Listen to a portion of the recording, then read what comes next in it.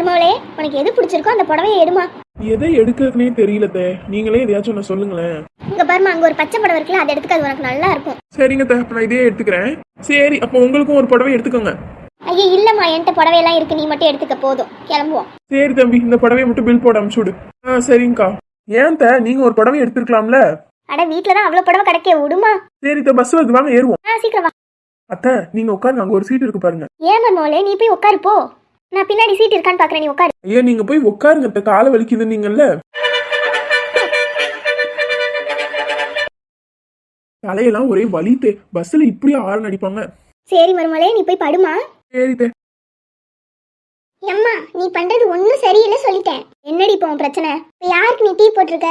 உங்க அண்ணி தாண்டி தலைவலிக்குதுன்னா அதான் டீ போடுவோமேன்னு வந்தேன். இது உனக்கே ஓவரா தெரியல, அவங்க போய் படுத்திருக்காங்க, உடனே டீ போட சொல்லியிருக்காங்க. இங்க பாருடி, உங்க அண்ணி நம்மள நம்பி வந்திருக்கா, அப்ப நம்ம தான் அவளை நல்லா பாத்துக்கணும், புரியுதா? சரிம்மா. இந்த மாதிரி இந்தாமா. அத்தை, நீங்க எதுக்கு இதெல்லாம் பண்ணிக்கிட்டு?